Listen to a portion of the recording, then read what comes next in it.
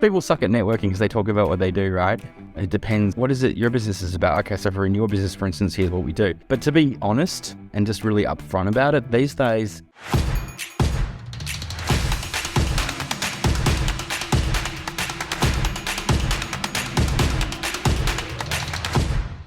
Ladies and gentlemen, welcome to the Kim Barrett Show. I'm your host, Kim Barrett, and today we are joined by one of my very early mentors, amazing gentleman, great friend, Mr. Gulliver Giles. So he's on here today to talk about how can you dominate in your sales.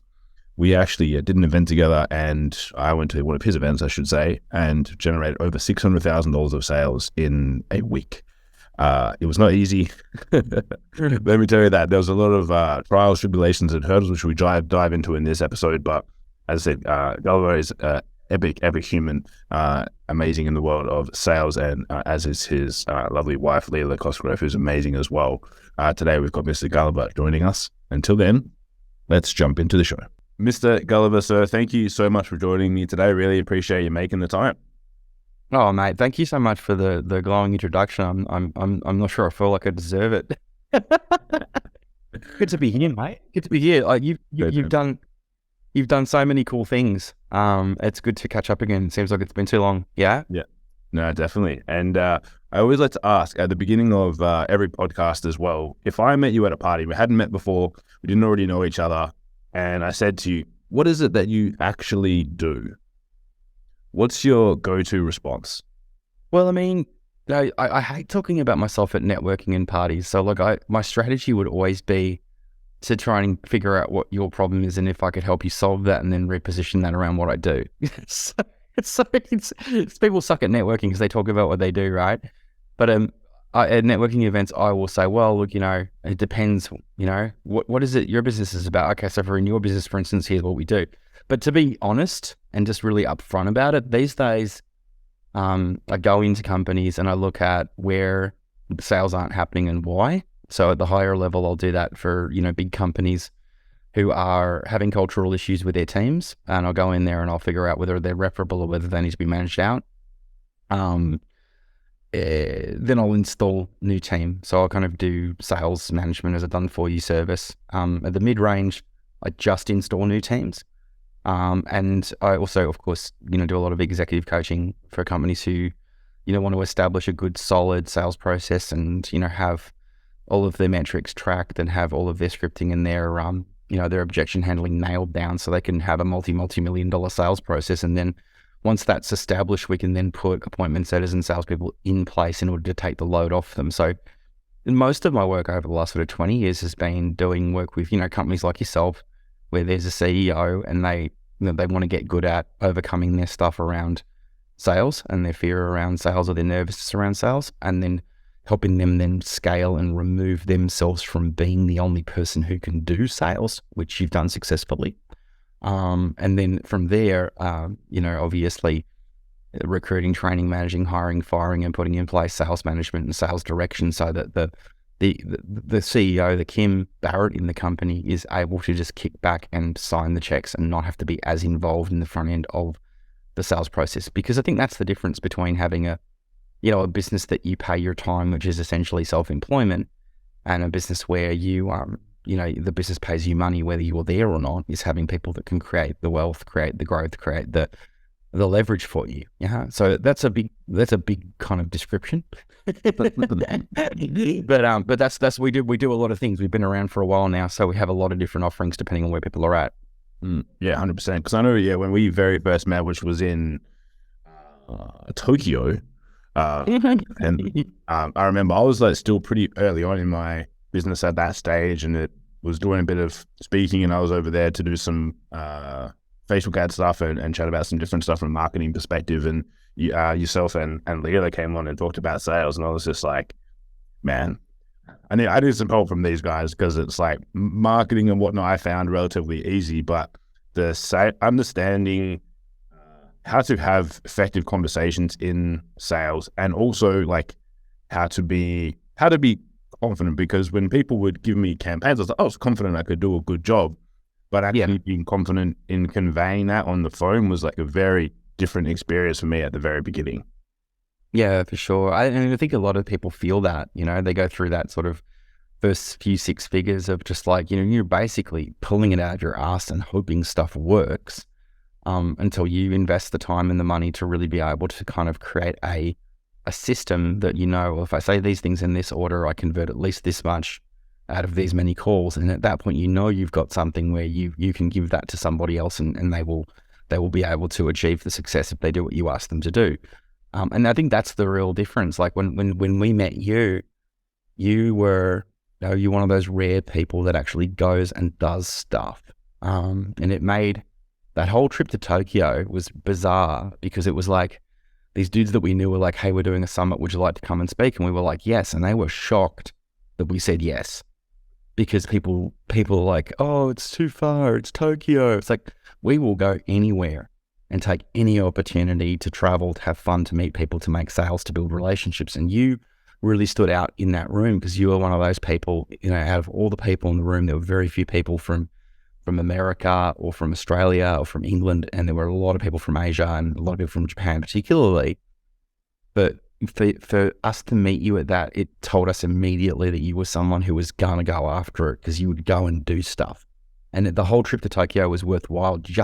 We made a bunch of sales that event, but meeting you was like the biggest part of it, because we've done so much with each other since then, and, able to create some really good outcomes for your clients and in the world, help people get a better result. So it was a super, super cool way to meet you, and to identify, well, this is Kim, and Kim is someone who's going to make a name for himself. You could just tell. That was fun. And obviously that was the one of the precursors to then. We obviously did a lot of work together, trained up like pretty much every single one of my sales team ever.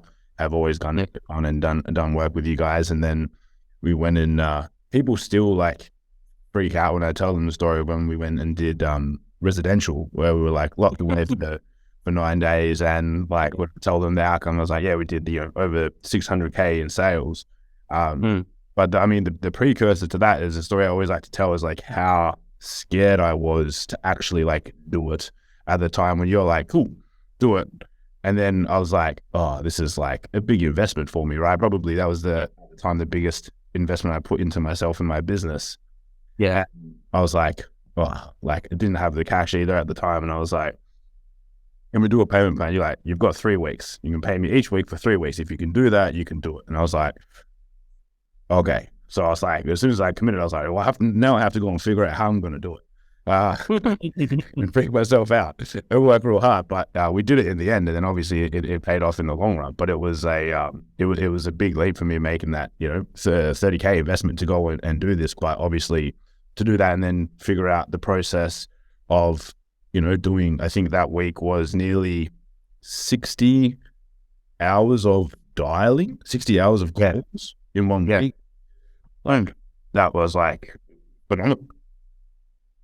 I feel like like when you first joined us, like to invest, I think you were doing a few $100,000 at that point, but you weren't the millions, right? And to invest $30,000 in mentoring is a big step. And I feel that, because like every single time that we've invested big money, like I remember the first time that we spent money with Frank Kern, we spent like 15 grand with him, and I had a fucking tantrum at Leela about where we were going to find the money. And it was the stupidest thing, because I should have just trusted her, because she's always right, and we did it, and we made literally millions of dollars from what we learned. But you never know that at the start. You kind of have to just suspend your disbelief and stop being a little bitch and actually fucking do the work. And every single course the last coaching we bought was $160,000. And I like to think after 20 years in the industry and, decade previous to that doing sales and sales management, that I know a bit about sales, but I still hire sales consultants. I still hire companies that are doing things I'm not, to learn. And it $20,000 a month over 6 months, whatever it ended up being, like it was scary as fuck. It doesn't stop being scary, because growth is always scary, but people think that they're gonna they're gonna invest in the mentoring when they're already successful. But what you actually have to do is invest in the mentoring and make yourself successful. And that's something that you did that most people don't do. Leela talks about this all the time. She's like, I commit to doing the thing and then have a freak out about how I'm going to make it happen. Most people have a freak out and never commit to doing the thing.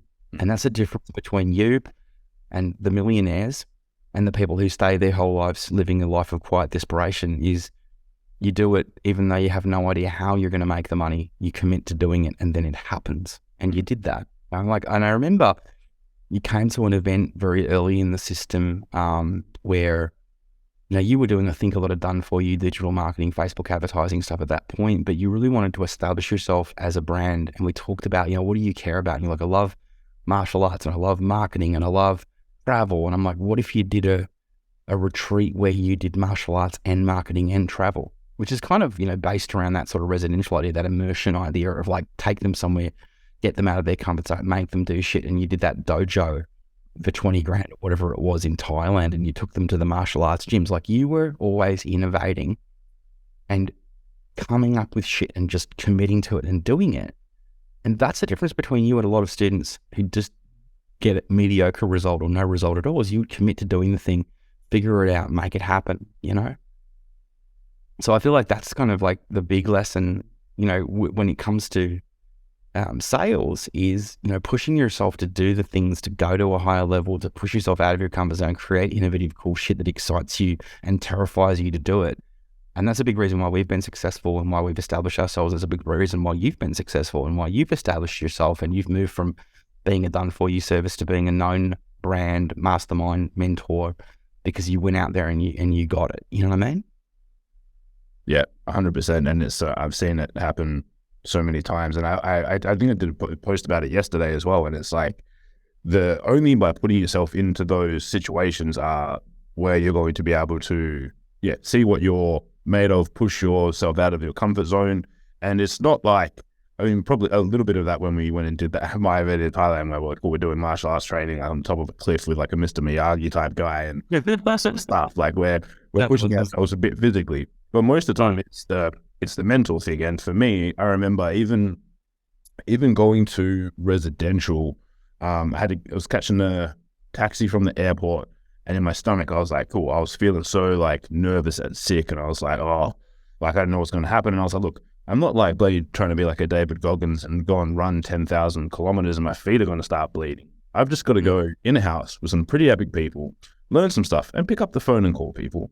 Like it's in the big scheme of things, it's hard, but obviously we can really easily get in our heads about how overly complex, sales is going to be. And I remember, I think it was earlier in that year before we went to that, I think it was yourself and you said to me, it's like, man, if you have pipeline, you don't really mind. Like you can go through and as long as you've got consistent conversations that you're able to have, it's like you can solve almost any problem with that. And I've passed it on to my clients and people so often, is that if you're worried about the outcome of any one sale, it's like we just don't have enough people to talk to. If we flip that on its head and you have too many, then it's like, well, it's easy to be confident, easy to be able to have a deeper conversation and also call people out on things if they're saying one thing and you're like, that doesn't sound right. But if you're sitting there going, I have 2 leads and this is one of 2 of them that I'm speaking to right now, I can get pretty hairy, and you're like, I don't want to mess it up. Yeah, I think having the intestinal fortitude, the guts, the determination when you have 2 leads is what leads to you having that as a default state when you have 100 leads. Like you don't get to having hundreds and hundreds of leads because you didn't make sales and make money. Yeah, like you have to start. Like when we first started, there was no Facebook ads. There was like the yellow pages and going to other people's events and networking, and we had like 200 leads on the database in the first year. I converted like 25 of them into something, and then the rest wouldn't pick up their phones, and it was pretty crunchy there. I had to sell my guitar to buy milk at one point. I think everyone goes through that, but you're right. There's no problem you can't solve with sales, and there's always more pipeline. There's always a JV. There's always a referral network. There's always something, a successful ad campaign around the corner. But like those that don't give up, those that don't quit, they're the ones who grind through and win. And I think this, like when I look at what you did, you were always looking for a way to make it happen. You were leaning in and looking for a way to make it happen, when most people are leaning out and looking for an excuse not to do the thing. When you came to residential, I think, $660,000 in contract value and like whatever it was in cash that you took home that week. Most people don't have the guts to do that. But some people, the rare person who's successful, backs themselves into a corner and finds a way to make it happen. And that's what you've done consistently. That's what everybody I know who's actually been successful does, right? So like when I saw you at residential, what I really noticed, and there's lots of different ways to make money at residential. We've had people make $1 million at residential. We've had people make 600,000 like yourself. The average, $100,000, $200,000, $300,000, is where most people end up. So sitting down for 9 days in a group, paying $30,000 to do something like that is scary as shit. But the people that do the work get that money back in their pocket, and they get an experience and an intensity that they could never get anywhere else. Why do we do it like that, even though it's so intimidating? Is because, well, you're a martial artist, right? Like you get in the ring with someone, you are going to get kicked in the guts. You are going to get punched in the face. You are going to, you're going to get a chipped tooth. You're going to break your hand. You're going to find it's difficult. It's definitely going to be some problems. But if you're worried about how that's going to go down, then you'll never get in the ring. When I get in the ring with my mentor, it was like, I'm going to try and hit this guy. I could never manage it, but I'm going to give it everything I've got. And only then did I actually start learning things. Because it was like I wasn't looking for a way to escape from him. I was looking for a way to lean into the fight. So I think there's a lot of parallels there in what you did at residential, because you were leaning in. It might have been frightening for you, but you had a strategy. Like you went into that, and you might not have been the loudest person in the room. You might not have been the most extroverted person in the room, but you were the most disciplined and consistent. And one thing I really noticed about you at that event was you never weren't pitching. You were like I think you double booked every single appointment slot for the entire week, and just stacked up the work and went, right, I'm just going to be on the phone this entire week. And everybody else, eventually, like, you left them in the dust because you were the one doing the consistent work and just showing up and doing it, even though it's scary, even though it's exhausting. That's where the money always is, at the end of all of that hard work that most people aren't putting in. For context for people, if they haven't heard this story before, it's like because we were in Melbourne, so obviously being in Perth, I was like, that Perth is like obviously always behind, so it's like I could call people later, and then I also would have earlier appointments being the East Coast as well. So I think it was like pretty much like 7 till 7, I think and we had like a little bit of lunch break, but then I was like 7 o'clock, I was like, cool. That time I was like, we didn't leave the house. I was like, wake up, shower, coffee. I was like, what else am I going to do? I'm here to learn. So I was like, all right, that's it. Straight onto the sales calls. And that was 12 hours a day for 5 days, and obviously a few days of like prep and then kind of reflection as well. But that was it was the most intense. But I learned so much. Even after day one, I had done that was 12 hours of calls, whereas some people might do 12 hours of calls across like 2 weeks, a month. Yeah. So that was just the intensity. And I was like, well, if I've got to be here, I've at least got to be filled up. And it's like, worst case, at the end of that, if I do 60 hours and I made no sales, by the end of it, I would have to like fall over a sale. I was like, I'm going to fall over a sale even if I suck terribly. But by that point, and being able to have yourself come in and give feedback, Leela come in and just be like, hey, why did you say that? How did this happen? And I'm like, and there were points where we got like immediate feedback being like, hey, like, listen to me while you're talking to this person, feedback immediately. And then posthumous, where it's like, cool, on this, you said this, and then that happened. Can you see how this would have been a better flow from there? And like all these things that if you're sitting in an office by yourself, or if you're someone who has a business, it's like you don't really get the opportunity to reflect on that from a like external person and show you those things.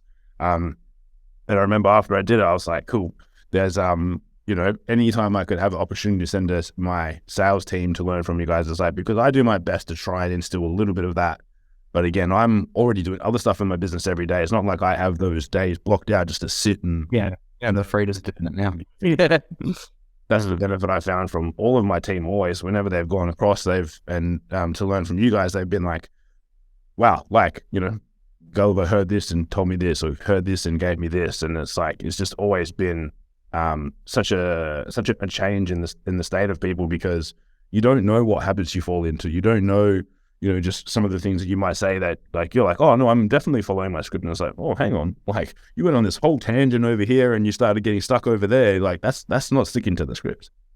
Yeah, that's it. And I think like, the reason that we created these events was because when we began, there was no Facebook ads, there was no cheaply available lead gen. There was just, you had to work really hard to get a lead, and you did not want to screw it. So you need to know exactly what you're going to say, what breakthroughs you're going to give them, what insights you're going to give them, how you're going to call them to action, how you're going to handle those objections. And I think a lot of people, like, when they start out in sales, they need a script because they don't know what they're doing. And there's this dangerous place where they get good at what they're doing and they abandon that stuff and they just kind of ad-lib it, and they don't get the same results. The masters, people like you, they wouldn't go into battle without their sword. They wouldn't get on a sales call without their approach nailed down, because you don't want to have to be thinking about what you're going to say next. You want to be able to be thinking about 7 steps ahead of where you are, how you're going to handle the problem this guy just told you he's going to bring up later in the call. So it's what separates the men from the boys, the wheat from the chaff, the experienced from the inexperienced. You're not an amateur who needs it. You're not a journeyman who's cocky and thinks he doesn't need it. You're a master who really has a process.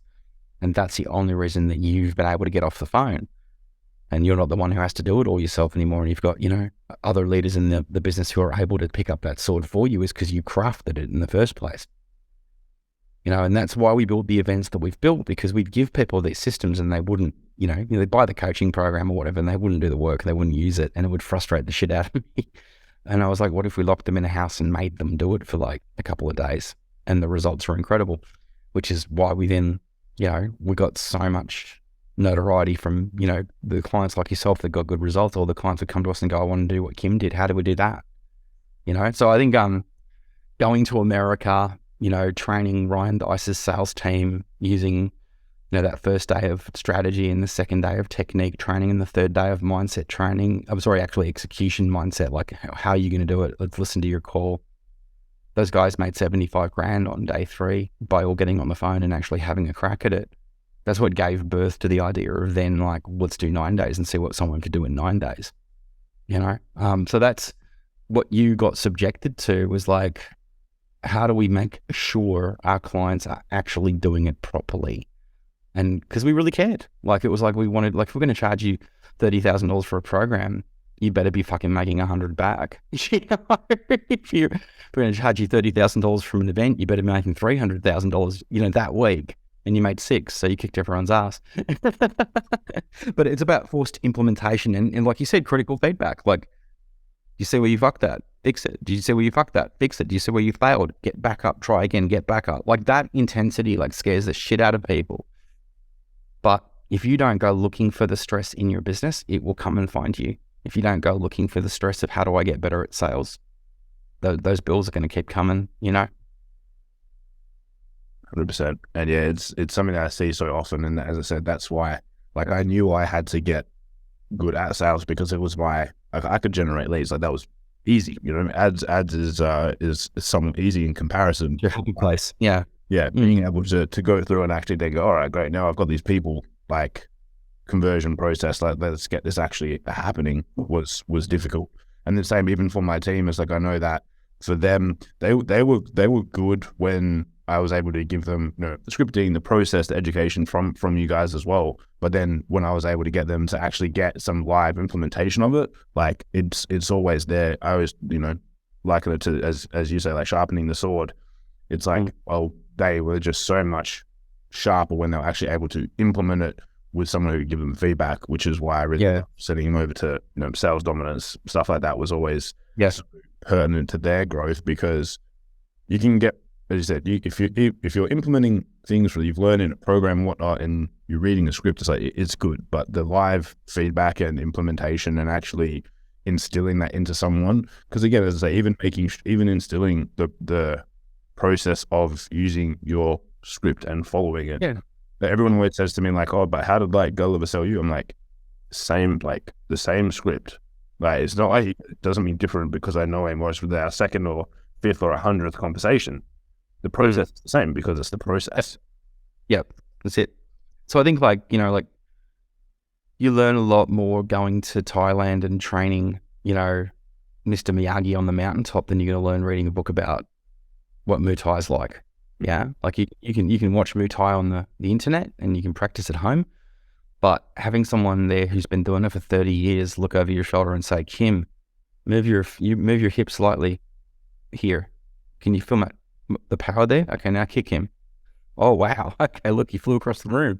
Like those little adjustments, right? Like that's the mastery level, the little 2mm adjustments that separate, okay performance from absolute dominance. And that's what, sales dominance and the sales residential are all about. And that's what all of our training, whether we come into your corporation and, train you a new team, or whether you're an entrepreneur who's a solopreneur who needs to learn how to make an extra few $100,000 a year to get to the $1 million. It's all around those principles of like, well, how do we get your head right? How do we get your approach right? How do we get your execution right? Those things don't change. And I think you're seeing in this current generation of people who've come up in the last few years, there's been a time where for 5 or 10 years, there's been just leads easily. You could learn how to spend $200 a week and get 100 leads and close sales every week. And that hasn't been available at any time in human history until just recently. And you've seen unparalleled financial growth in the markets where everything's been going really, really, really well, right up until COVID. And in the last couple of years, things have been getting tighter and tighter and the world is changing. And it's more difficult to get a result from advertising. And it's more difficult to get a result just by sitting there waiting for people to give you money on the internet. And I think we're seeing a time now where those sales disciplines and those, those skills and that tenacity and that drive, if you're looking to be in business in 2024 and 2025, what you may have noticed is the world is getting harder. Yeah. Interest rates are going up. Inflation's going up. There's some terrible shit going on in the world. These are hard times. What you need to be to survive those hard times is you need to be harder. You need to be tougher. You need to be stronger. You need to actually take a mastery approach to selling and having a sales system like what Kim has done. You need to do too, because that's where the actual freedom is, in taking responsibility. Yeah, that's taking ownership of, all right, well, I'm not good at this. I'm frightened of it. I need to fix it. I need to get better. So tell us a little bit about sales dominance there, because we've mentioned a few times you guys have got something coming up pretty cool for those in Australia or those willing to commit and come over to Australia. Like, tell us a bit more about what you guys have got lined up. Yeah, look, I mean, I feel like the sales dominance that people knew was one where we would, sit you down and give you some mindset breakthroughs on day one around sales and around, why you're frightened of it and why you're not doing it, or what the bullshit story that you're telling yourself that's screwing you over is. And then day two, we'd talk about technique and, how to use your sales approach to the best advantage, how to give customers greater insights, breakthroughs in a sense of, holy shit, this is incredibly valuable. I need to buy from this person. And then how to handle their objections in a systemic and strategic fashion, so that you can walk away with a really solid set of breakthroughs around what's going on in your head and how to be how to be able to step past your mindset issues. Yeah. But also how to actually tangibly make offers and get paid, and how to handle your customers' biggest problems and objections that are getting in the way of them buying from you. So that's what we used to do. And it would culminate in like that there's 3 days would culminate in like, a live fire exercise at the end where, we're literally walking the room, listening to you make calls, coaching you on what's going right and wrong. The process that you've been through, that all of your sales teams have been through, that your clients that you send to us have been through, that's created you hundreds and thousands of millions of dollars over the last 10 years. So that's what used to happen, but this one will be new. So there is a lot of, particularly in the last 3 years, what we've been doing is we've been looking at what's going on in the world, and we've noticed that a lot of really big companies don't have any idea how to recruit, manage, train, motivate their sales teams. So we've been doing a lot more work going into $25 million companies and charging multiple six figures to go in and rework, change, manage, hire, fire, replace their teams. So we're also going to be working in a lot around, I think for your guys, maybe some of them, this will be useful for where to go next in their lives, and some of them more useful for where they are now. It's how to do what you've done, how to replace yourself, how to remove yourself from being the only person who can make that call and make that sale. Yeah. So we will be talking a little bit more about recruitment strategy, management strategy, mentoring strategy, how to get people on board, how to get people on mission, how to get people to actually, what metrics you need to be looking at to see if they're going to get success, and how to mentor them more effectively. And that's what we will be doing, combined with all the stuff that we used to do. So of course we're going to cover mindset and sales techniques. And of course we're going to also put you guys on the phone and punish you and sharpen you up. So I think like new content, but more as it pertains to growth beyond the solopreneur. So this event used to be really targeted at, the Kim Barrett of years gone by, who was making six figures plus, who wanted to get to $1 million, who didn't have the sales skills to get there, or didn't know how to get paid larger amounts of money and have the ability to create, a sales approach that would close a $30, $40, or $100,000 sale in 90 minutes on the first call. And we'll still teach you that, of course. But where it is also adding value now is, how to get better results out of your team, how to structure your recruitment, how to structure your mentoring and grow beyond just being the solopreneur, to where Kim is now, where he's got, he's got a sales manager and he's got staff who are able to take over the functionality of the business so that he's able to go and be more strategic and deal with the higher level problems in the business as the CEO, rather than being bogged down in the sales process. So those 3 days of the event, 17th, 18th, 19th of May in Melbourne, will be really targeted at giving you a more complete understanding of sales, giving you a more complete understanding of your issues and how you can get past them. But also, as the leader in your business, all sales is top down, and how to actually set a sales culture of excellence and have people wanting to be on the mission with you, and how to manage them to get great results so that you don't have to be doing it yourself. All of that tied up with the opportunity to actually make some money. So the record on day 3 is, I think, $1.3 million one guy made in Arizona. The Americans hold the current record for sales dominance. The Australians hold the current record for residential. But if you come into sales dominance, there's a lot to learn, whether it's, how to expand beyond your individual efforts, or it's how to perfect your individual efforts, or both. Very valuable for people who want to grow their business by multiple six figures in a world where things are getting tougher. This is all about getting better, and stepping up and having the ability to create security and confidence in your business, in your sales, and in your growth. So I guess that's what it's all about. If you're keen, we'd love to have you. Yeah. I say, guys, it's definitely worth checking out. I've been to it. I've done it. All my team have been to it, have done it. And there's a reason why they continue to, any new people that I get come along, our first port of call will be going into something like this with Gulliver and Lily, because it's an epic experience. So can't recommend it highly enough. And now, Gulliver, there's always a question I like to ask at the end of every podcast as well, which is there anything which I haven't asked you yet that I should have? Gosh, that's a tough one. What I ask me? I don't know, be selfish. Like, tell me what problem can I solve for you, Kim? Like, where are you at? Like, what can we do to give you better sales? Where is the biggest problem that your guys are having? What would they like to know? Like, are there questions that like in your mastermind, your clients listen to this on your database? Are there big obstacles they're grinding up against that that they really want the answers to? Have we asked all those questions on this call? Are there some particular problems that they're having that you could highlight that I could help answer for the crew out there? I think one would be in the realm of sales recruitment. There's a lot of people go out and they end up with subpar people, whether it be because they don't have the systems to train them or the recruiting process. Where do you find is the worst place to find salespeople? Because obviously you have your own processes and methods, and people go out there and they chuck ads on Seek. They post in Facebook groups. Like, where do you find, or in your opinion, what would be like the worst place, and then what would be the best place?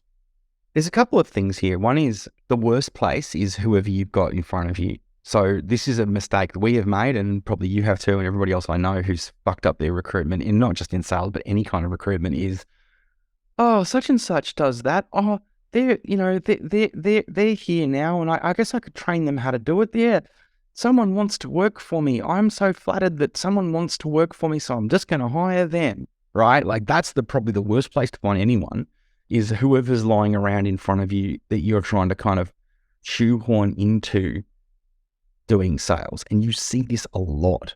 And it's not about a media where these people are hanging out or a place that we're advertising for them so much as it is about we're trying to shoehorn people who are in front of us who want to work for us into doing sales, even though that may not be their mission. They're calling something they're any good at.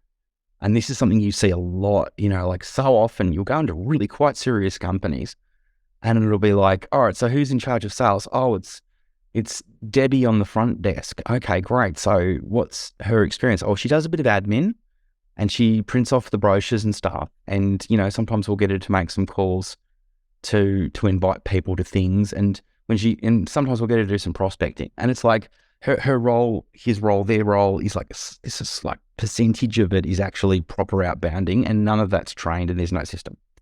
So this is the typical thing where you've got some administrative personality where you've kind of shoehorned them into doing a sales role that they fucking hate and resent probably and don't like.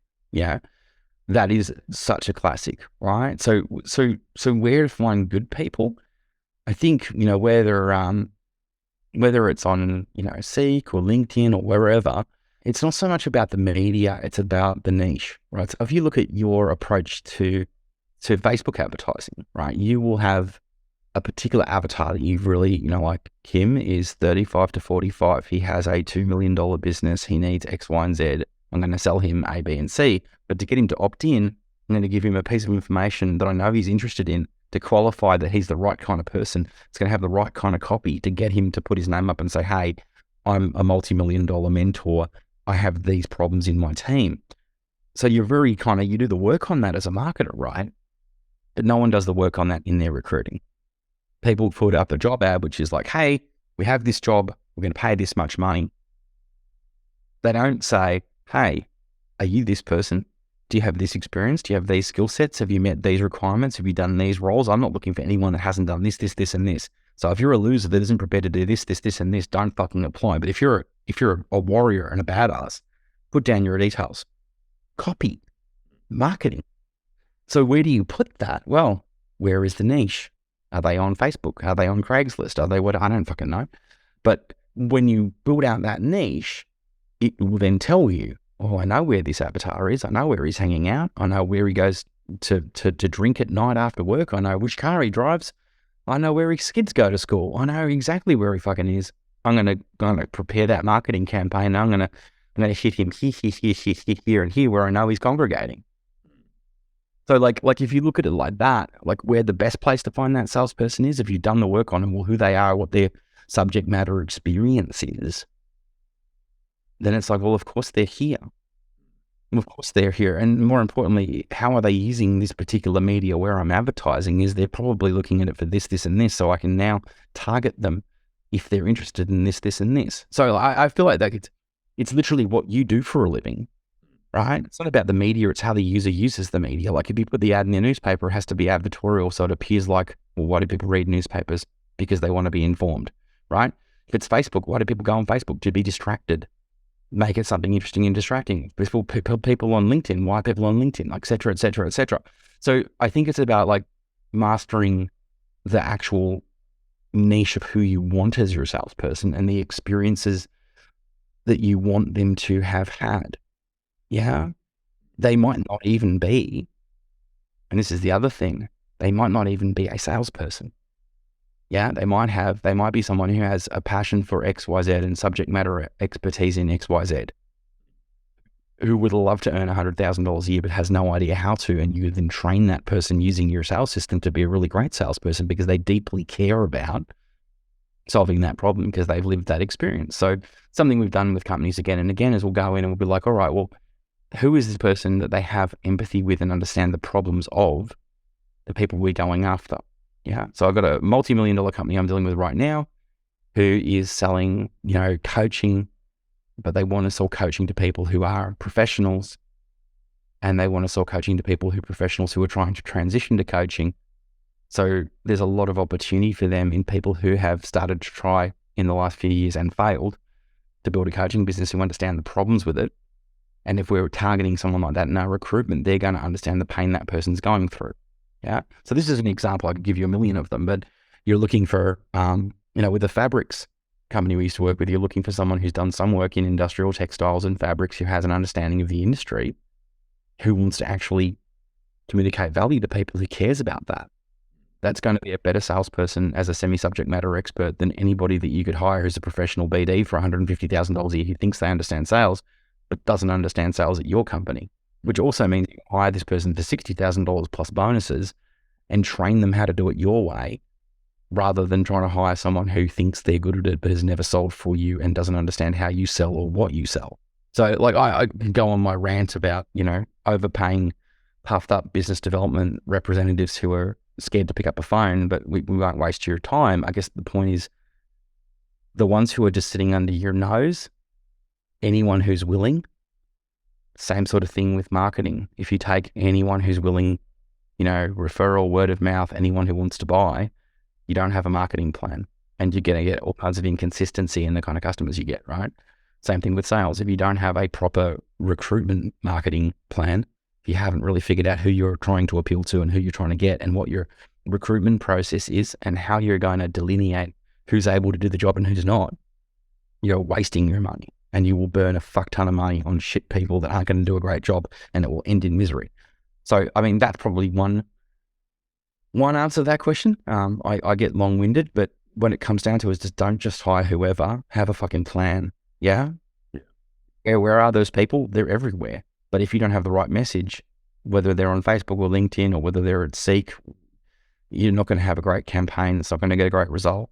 Love that. That was a great answer. And if anyone wants to find out more about Sales Dominance, find out more about what you guys are up to, best place for them to go. We were chatting earlier, we're going to put together something where you guys might be able to give them a couple of cheeky, cool things. Yeah, I think what we should do is, I'll give you a link to put in the descriptor for this when they're looking in the description, so they can just log in and get some cool stuff from me. And if you opt in for that, great. You want to learn more from us, whether you want to come to Sales Dominance or not. If you're curious about sales or sales mindset, go for it. If you're really mega super keen and you just want to reach out to me, I'm on Facebook, I'm on LinkedIn. If you look me up, Gulliver Giles. There's not any other Gulliver Gileses out there, so hit me up and say, hey, I was listening to Kim's podcast, want to come to your thing? But yeah, happy to give you some free stuff, just to learn more, particularly for what you're saying. You guys are really interested in sales and sales mindset, so I've got a whole bunch of stuff like that and give you some freebies to give to the crew. So you're very welcome to that, whether you want to come work with me in my event or not. Hope you get a great result from it. But if you're super mega keen, hit me up on socials and I'll jump on a call with you and make sure it's for you and make sure it's a good fit. Yeah. Awesome. Love that. Mr. Gulliver, sir, thank you so much for your time today. Really appreciate it, and appreciate you jumping on to share some of your sales wisdom with everyone. It's good fun, Kim. I'd do it again. Thank you so much for having me. Appreciate it.